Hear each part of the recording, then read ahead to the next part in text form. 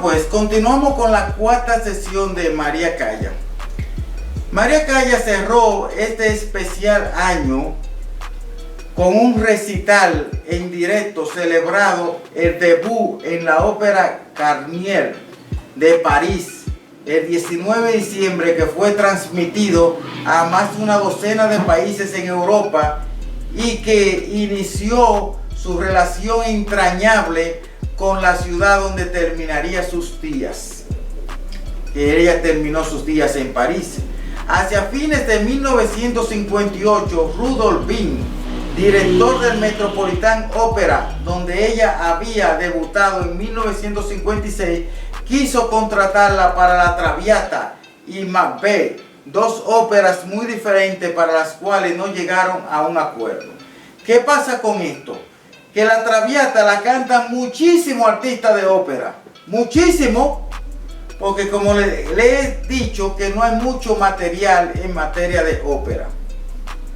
Pero, y un artista va sucediendo a otro cantándola cuando pasan los años. En la actualidad todavía se canta La Traviata, La noche del debut de Callas en Medea, en Dallas, Wien le envió un telegrama rescindiendo el contrato. Calla, enfurecida, convocó a la prensa y cantó después una extraordinaria Medea junto a John Vickers y la joven Teresa Berganza. Posteriormente, Wien dijo: Calla fue un artista más difícil de tratar y era tan inteligente que siempre ganaba. O sea, como siempre le he dicho, Calla es bastante controversial. La cancelación de Macbeth catapultó al estrellato a quien la reemplazó en el papel principal, la austriaca Leonie Rizane.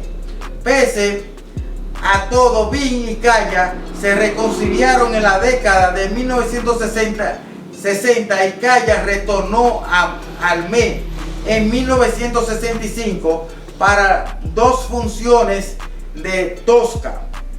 Tosca es una obra de ópera, Las últimas que interpretó en el escenario de ópera americano se refirió tras cantar en el Covent Garden de Londres. La relación con Onassis y el declive vocal que ella tuvo. Las últimas actuaciones de Calla fueron en 1973 en Ámsterdam. Bueno, pues entonces el 5 de mayo del 59 se produjo la única actuación de María Calla en el Gran Teatro del Liceo. En forma de recital, se habían levantado en la ciudad una gran expectación, en parte debida a que en Barcelona contaba con fieles partidarios de la otra gran soprano de la época, Renata Tebaldi. Pese a que los precios ya se habían encarecido en taquilla, las entradas se agotaron rápidamente y la reventa hizo su agosto. Pasa como en la pelota aquí. Aquí cuando se acaban la taquilla, empiezan a venderla el precio más caro en la calle. O con esos grandes eventos que se dan aquí, pasa igualito. Parece que la historia se repite en cada lugar del mundo, porque el mundo es más igual de lo que nosotros nos imaginamos. Entonces, llegado el día, ni las arias de Don Carlo o Mefistófeles, ni la cavatina del Barbero de Sevilla estuvieron a la altura, y mientras cantaba la bici de arte de Tosca, se escuchó algún grito de ¡Viva la Tebaldi! El balance hasta el intermedio era decepcionante, pero en la reanudación, al desgranar unas páginas de La Segunda Pirata, se impuso con autoridad, metiéndose al público en el bolsillo en flores que provenían de todo el auditorio. Es decir, a María Calla, a pesar de un rebalón que dio vocal, el público, cuando ella se renovó, el público llenó el escenario de flores en honor a esa gran soprano María Calla. El 3 de noviembre de 1959, María Calla dejó a su marido Giovanni, Battista Meneghini por el magnate naviero griego Aristóteles Onassis, un idilio que la prensa de la época difundió exhaustivamente. Esta tortuosa relación sentimental se convertiría en una tragedia griega. La soprano se retiró durante un breve tiempo mientras duraba su relación con Onassis, y a su regreso, por la falta de práctica y excesiva vida social, a nadie se le escapó que su voz había perdido fuerza y evidenciaba los signos de decadencia que ya se habían advertido años antes. Por aquel tiempo, en el 1961, María representaba a Medea en Epidoro y en La Scala. Esos son, La Scala y Epidoro son teatro, No tenía buena voz, y el 11 de septiembre de 1961, durante el primer acto en el dueto con Jason, personaje interpretado por John Vique, la ignoró. La audiencia comenzó a pitar: María ignoró el alboroto, hasta que llegó la escena donde ella denunciaba a Jason después del primer crudel, o sea, lo llamó cruel. Paró de cantar y miró al público y le dirigió su segundo crudel. Hizo una pausa y comenzó otra vez con las palabras: "Oh dato tuto a te", o sea, te lo he dado todo, haciendo un gesto como si amenazara con el puño a la galería. La audiencia paró de silbar y María recibió una ovación clamorosa al final. En mayo del 65, la voz de Calla volvió a ser objeto de críticas. Entonces, estaba representando Norma en la Ópera de París con Fiorenza Cosotto como Adalgisa, o sea, representando el personaje de Adalgisa. Pero vámonos a una pausa comercial y en breve retornamos con Cosotto. Adelante.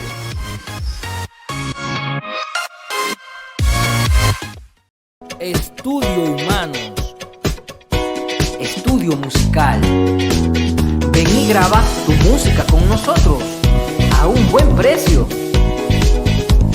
Comunícate con nosotros al 809-241-1103.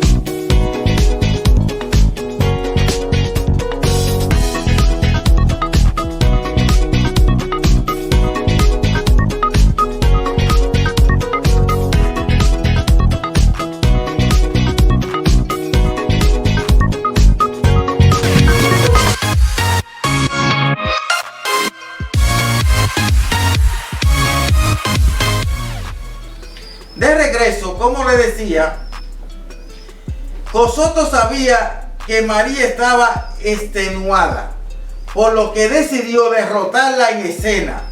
La noche de la última representación de Norma, el 29 de mayo, María estaba más débil y Cosotto se ensañó con ella e hizo del gran dueto un duelo entre ambas.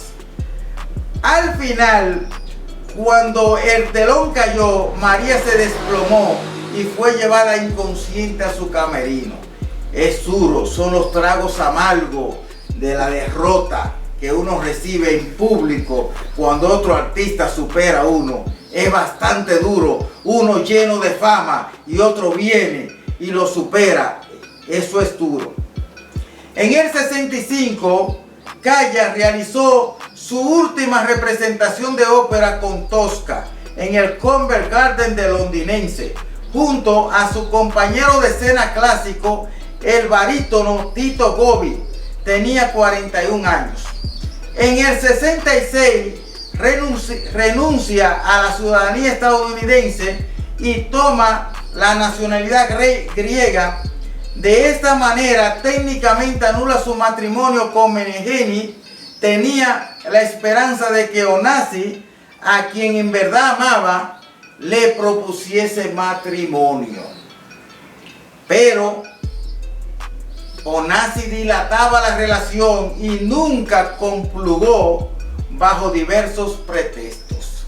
El 20 de octubre del 68, Onasi abandonó abruptamente a Calla para casarse con Jacqueline Kennedy, es decir, la viuda del presidente norteamericano John Fitzgerald Kennedy.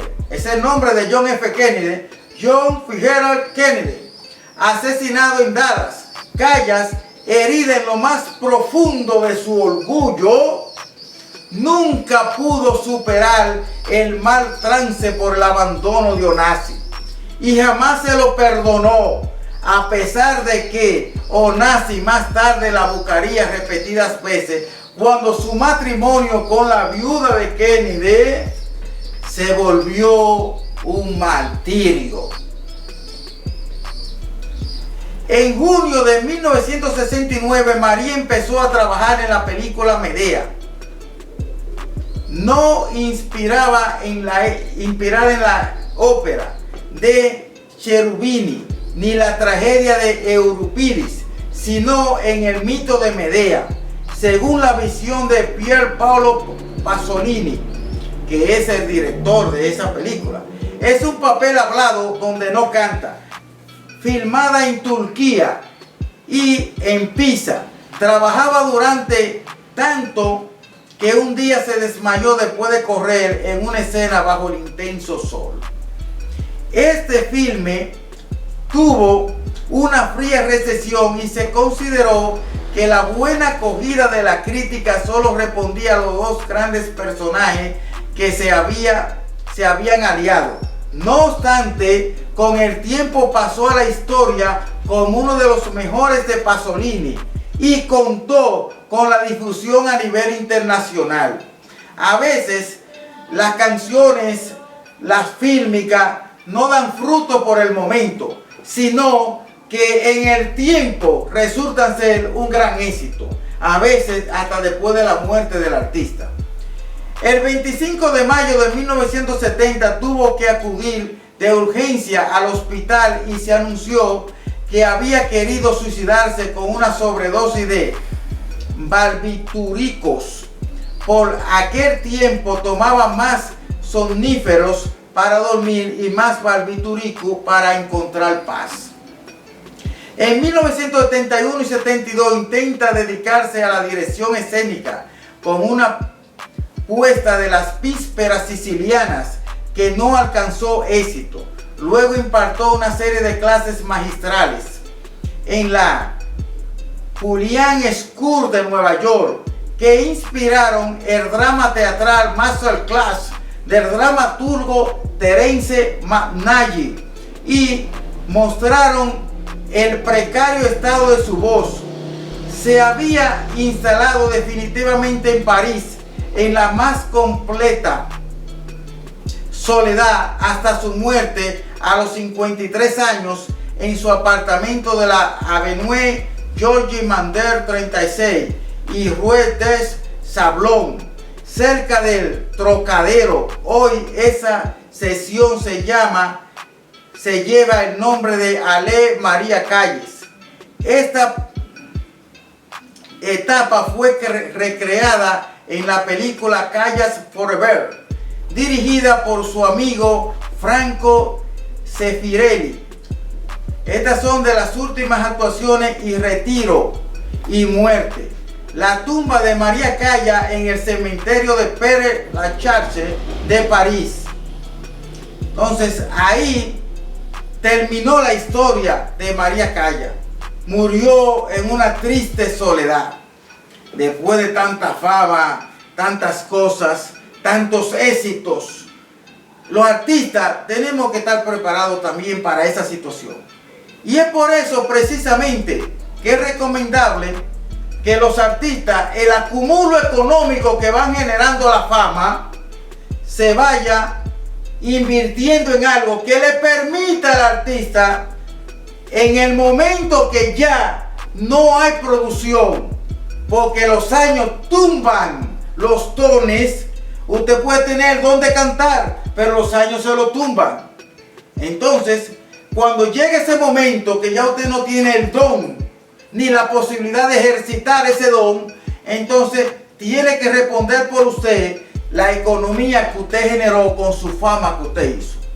Por eso los artistas, los peloteros y todo el mundo tiene que ser buen administrador, porque es duro llegar a su final sin dinero y con la fama en el suelo.